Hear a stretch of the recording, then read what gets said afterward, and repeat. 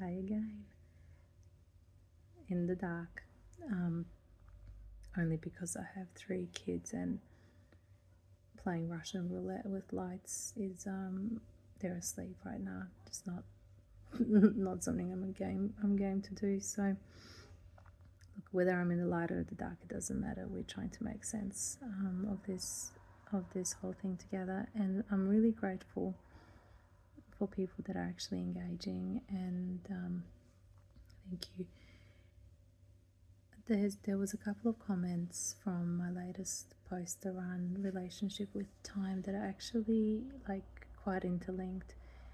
One post was saying like, look, the whole concept of time is just a man-made construct. Nature doesn't do time. Nature is cyclical, and that we've just sort of basically created this system that we live in that is actually out of sync with our natural way of being, which then tied into the second comment of more or less saying, well, given that that's what we are in, how do we know what our relationship with time is? So then we have greater awareness of our own ways of responding to time. But more importantly, in the people in our lives, we can also go, okay, well, how do they respond to time? And then how do we build more compassion about our different ways of being, because we're not meant to be the same. So from working with people, and I'm not going to go into anything clinical, but basically I've seen five major patterns, and this is not just working with family and friends too. And if there's more, please, let's add to it. The more we can grow this, the better it is anyway. But the 5 main ones that I'll talk about, and hopefully you can see yourself in one or more. It's not just one. Trust me, you do not want to take any time, expertise, skills from me, because I'm a non-linear, so we'll talk about that in a second. Anyway, so the first one that I come across, and you've come across, I'm sure you have at least one in your family, if that's not you, are your linear time relational people. So they relate to time in a linear way. And what that means is they like structure, they like predictability, they plan ahead, they have schedules. They don't like things suddenly changing. They don't like being late. They don't even enjoy other people being late, because that is also seen as quite disrespectful, because they value time so highly that that is their kind of container, that's their safety net. So time equals safety. Time is predictable. Then you have the non-linear kind of time-oriented people, and energetically based, which I tend to fall into the most, and that is I'll start a task and then I'll get distracted, and all of a sudden I'm doing a bunch of different tasks simultaneously. My brain tells me that I can do way more within a small window of time than it's actually that I'm actually capable of doing. The other key things with non-linear people is that if I am starting something, and even though I had no idea what I was going to do and no plan, if I get interrupted, I get annoyed, I get irritated, I get frustrated, and the other things, I can get really absorbed into things and lose complete track of time until something kind of pulls me out. Okay, so, and I'm not putting labels, but I'm pretty sure you can kind of assume what that one would be. Then we have the what I see is relational, time-oriented people, and I have a very close friend who's a relational time-orienter, and they basically, the time kind of either expands or collapses depending on who they're around with. They love that deep connection. They love relational. They just love relating with people. So they can lose track of time if they're engaging with others in a way that's really like stimulating for them. And they kind of prioritize people over tasks. So they may have a massive to-do list, and then they might come across somebody, or they might get a phone call, and then everything gets derailed because to them the relationships matters way more than the task that's on a list.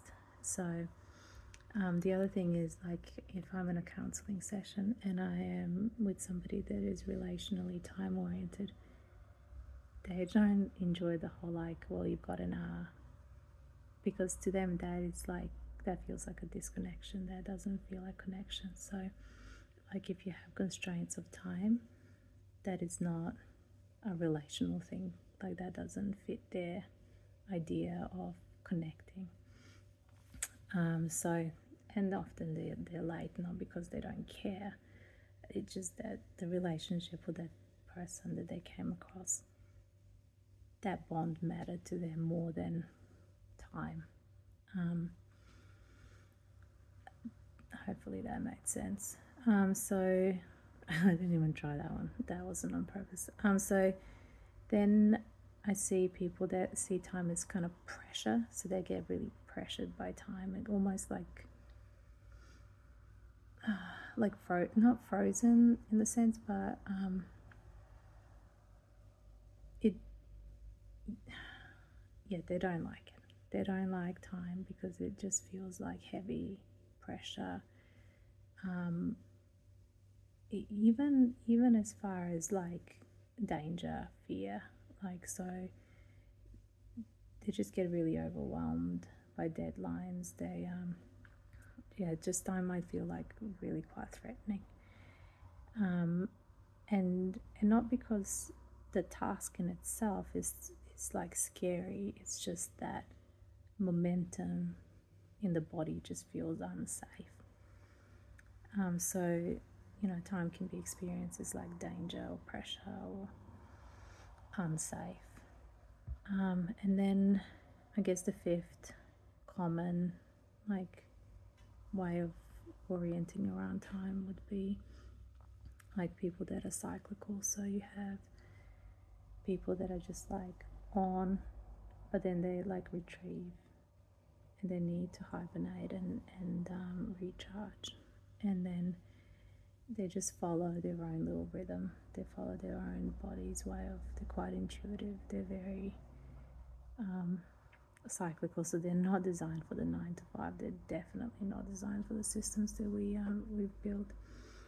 And in a lot of ways, they get probably the most shame and misunderstanding because they appear inconsistent, but they're not inconsistent. They're just cyclical. Their body just has a rhythm, and that rhythm just doesn't fit a box.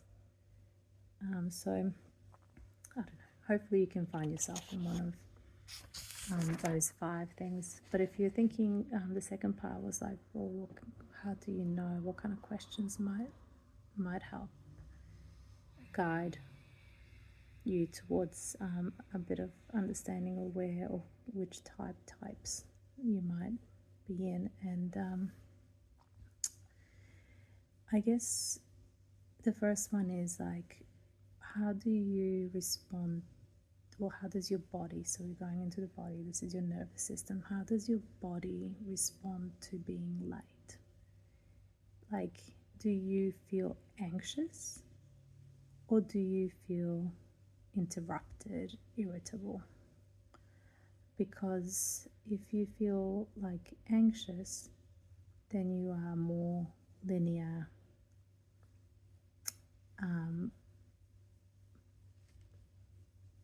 not relation, or pressured.